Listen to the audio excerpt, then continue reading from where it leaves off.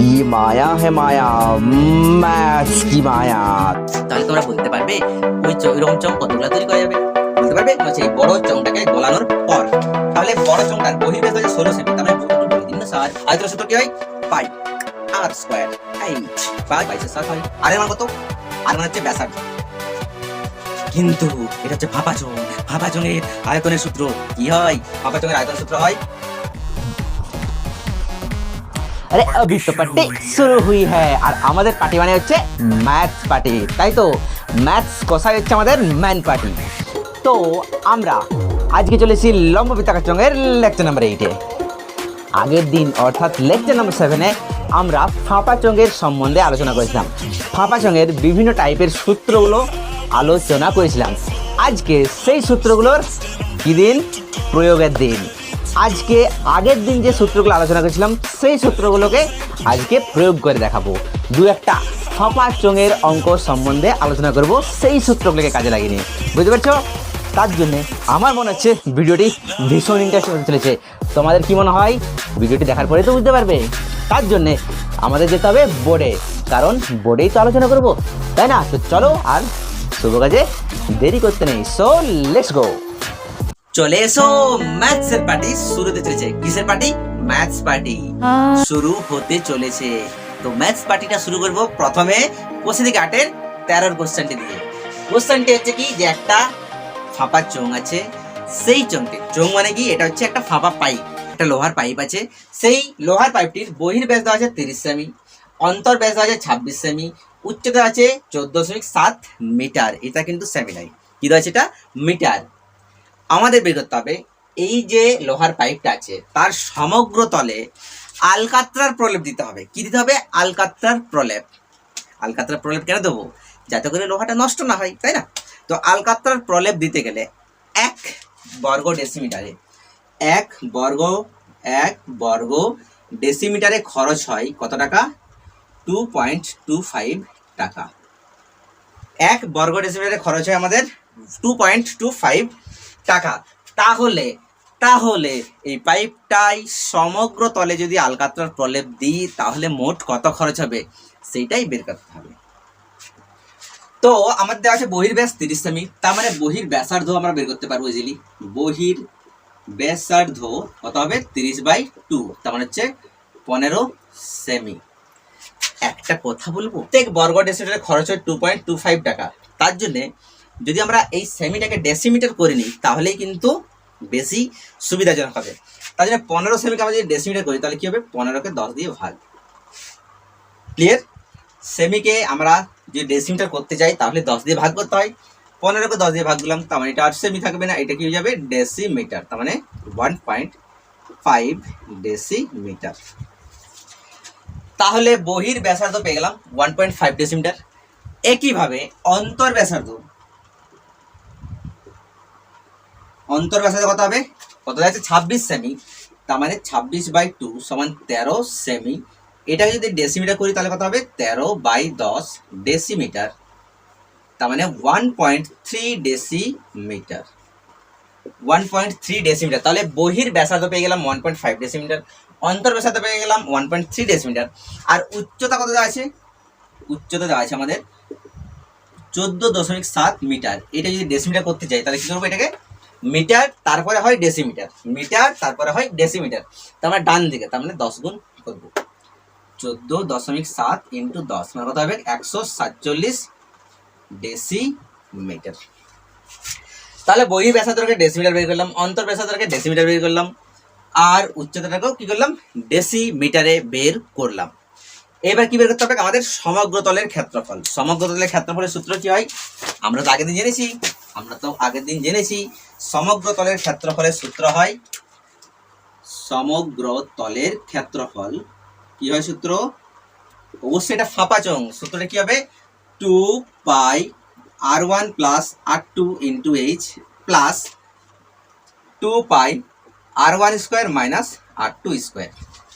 যারা আগের পার্টটি দেখোনি, অর্থাৎ পার্ট 7 দেখোনি, তারা কিন্তু পার্ট 7 আগে দেখো, তারপরে পার্ট 8-এ দেখো, ঠিক আছে? এটা হচ্ছে সমগ্র তলের ক্ষেত্রফল। সমগ্র তলের ক্ষেত্রফল সূত্র হচ্ছে এটা। তাহলে এইটা হচ্ছে সমগ্র তলের ক্ষেত্রফল। এইটাকে একটু কি করে যাবে?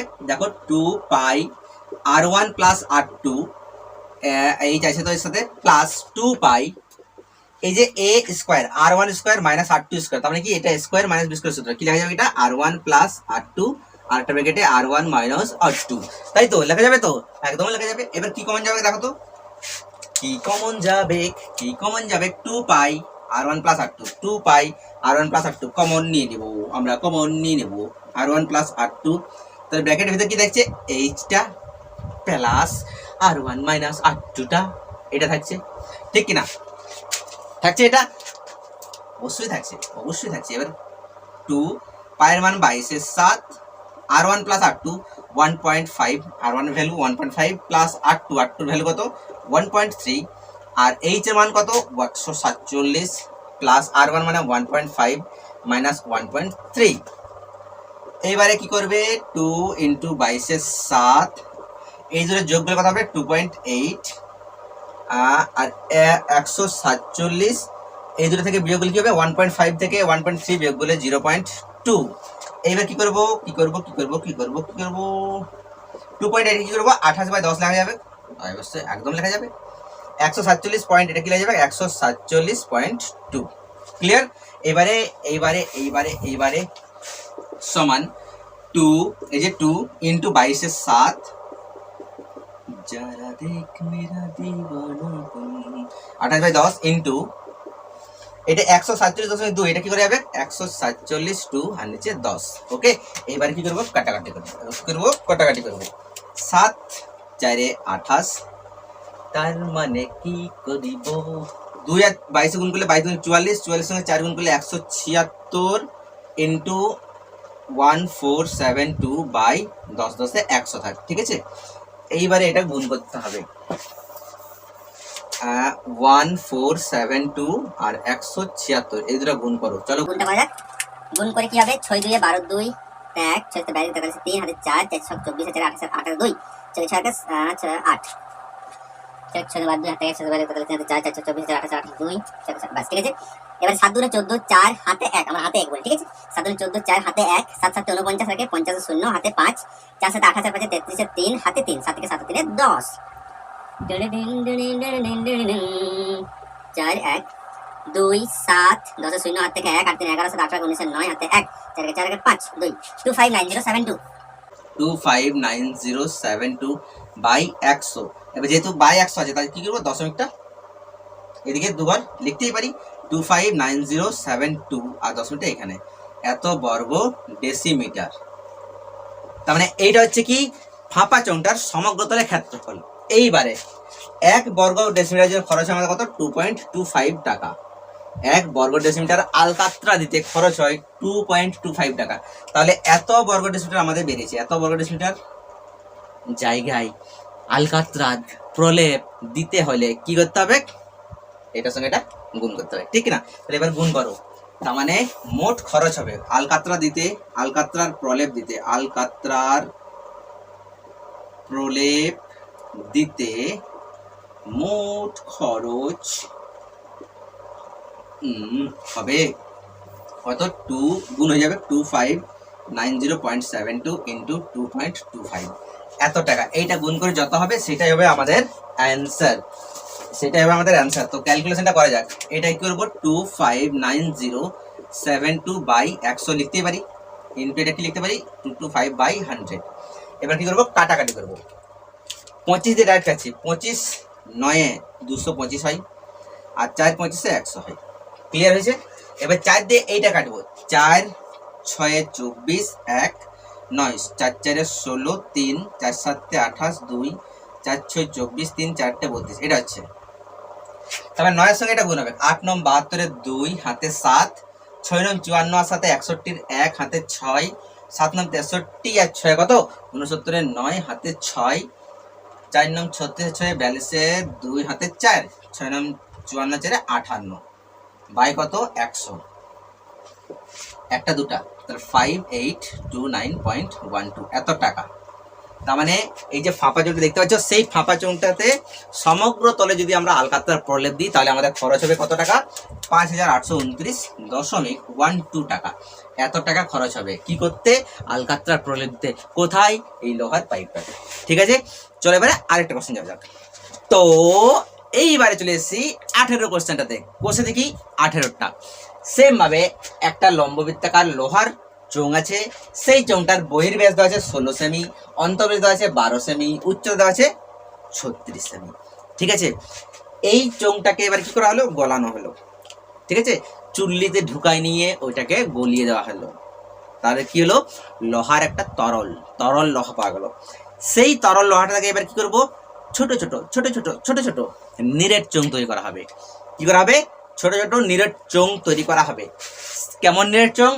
যে নিরেট চোঙগুলার ব্যাস 2 সেমি আর উচ্চতা 6 সেমি, মানে 6 সেমি দৈর্ঘ্যের নিরেট চোঙ তৈরি করা হবে, যাদের ব্যাসগুলো কিন্তু 2 সেমি। তাহলে তোমরা বলতে পারবে কতগুলা তৈরি করা যাবে? বলতে পারবে?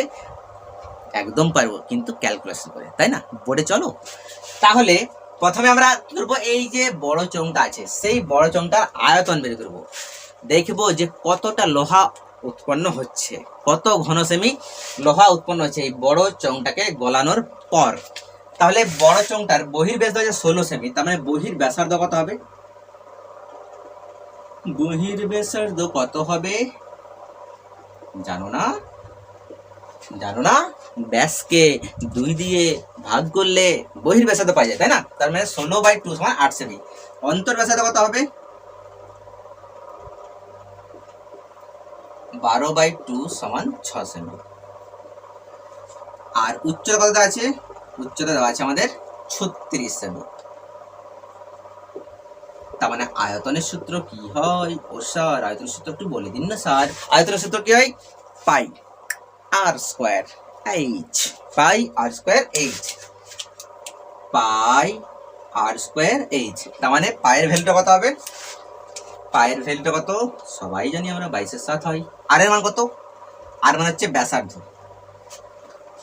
কিন্তু এটা হচ্ছে ফাঁপা চোঙ। ফাঁপা চোঙের আয়তনের সূত্র কি হয়? ফাঁপা চোঙের আয়তনের সূত্র হয়, এটা কিন্তু আর লেখা যাবে না। এটা হচ্ছে নর্মাল চোঙ। পাই, মনে পড়ছে কাল লিখেছিলাম r1 square minus r2 square into h। তার মানে r1 মানে কত হচ্ছে? কত বহির্ব্যাসার্ধ 8 এর স্কয়ার মাইনাস r2 মানে অন্তর্ব্যাসার্ধ, সেটা হচ্ছে 6 এর স্কয়ার ইনটু h মানে কত? 36। তাহলে পায়ের মানটা না বসালে চলবে। ঠিক আছে, পাই থাক। 8 এর স্কয়ার মানে 64 মাইনাস 36, 6 এর স্কয়ার মানে 36 ইনটু 36। তাহলে পাই 36 থেকে 64 থেকে 36 বিয়োগ করলে কত হবে? 6 কত? 14, 8 14, হাতে 1, এইটা কত হয়ে গেল? 4 2 28 ইনটু 36। এত ঘন সেমি। পাইটা কেন বসাচ্ছি না একটু পরে বলছি, দেখবে পাইটা কেটে যাবে। তার মানে এই যে বড় চোঙটা হলো, তার আয়তন হলো পাই ইন্টু 28 ইন্টু 36 ঘন সেমি, বড় চোঙটা। এইবারে এই ছোট চোঙটার আয়তন আমরা বের করব। ছোট চোঙটার আয়তন বের করব। ছোট চোঙটার আয়তন কত? তার আগে ছোট চোঙটার ব্যাস তো বের করো, ব্যাসার্ধটা বের করো। ব্যাসার্ধটা কত হবে? নিরেট চোঙ, ঠিক আছে? তার মানে 2/2। ব্যাসটা 2 সেমি দেওয়া আছে, তার মানে ব্যাসটা যদি 2 হয় তাহলে ব্যাসার্ধ কত হবে? 2/2 সমান 1 সেমি। উচ্চতাটা দেওয়া আছে কত? দেওয়া আছে নিরেট চোঙটার দৈর্ঘ্য। আর দৈর্ঘ্য মানে কি? যদি এটা আমরা ভাবি যেটা নিরেট চোঙ বটে, এটা কতটা দৈর্ঘ্যের বটে? 6 সেমি। এটাকে সোজা তারিখে দাও, এটা তো উচ্চতা হয়ে গেল, ঠিক কিনা? তবে দৈর্ঘ্য যেটা সেটাই উচ্চতা। উচ্চতা কত? 6 সেমি, ঠিক আছে। তার মানে আয়তন কত হবে? পাই আর স্কয়ার, আর মানে হচ্ছে 1 এর স্কয়ার, এইচ মানে কত? 6, এত ঘন সেমি। তার মানে এইটার আয়তন পাওয়া গেল, এটা এত ঘন সেমি। আর বড় চোঙটা আয়তনটা পেয়ে গেছি। তার মানে এরকম ছোট ছোট কতগুলা চোঙ তৈরি করা যাবে এই চোঙটা থেকে। তার মানে কি? এইটার আয়তনটাকে ভাগ করে দাও। অতএব নির্ণেয় চোঙ সংখ্যা কত হবে? Pi into 28 into 36 by pi into 1 এর স্কয়ার মানে কত? 1 ইন্টু 6। এবার কি করবো? কাটাকাটি করবো, তাই না? পাই ক্যান্সেল। ছয় ছয় 36, তার কথা হচ্ছে 28 আর 6 গুণ করলে কত হবে? 6 8 48 8, হাতে 4, 6 দুনে 12 4 16, 168, 168টি। তার মানে এইরকম ছোট ছোট চোঙ এই বড় চোঙটা থেকে কতগুলো তৈরি করা যাবে? 168টি ছোট ছোট চোঙ তৈরি করা যাবে। ঠিক আছে, তাই মজা লাগলো তো? যদি ভালো লাগে একটু কমেন্ট করোই না, তাই না? একটু কমেন্ট করে দাও প্লিজ, তাহলে আমিও মোটিভেট হবো। তাহলে আজকে শেষ করছি এখানেই, এবার দেখাবে পরের ভিডিওতে। ততক্ষণ পর্যন্ত ভালো থাকো, সুস্থ থাকো।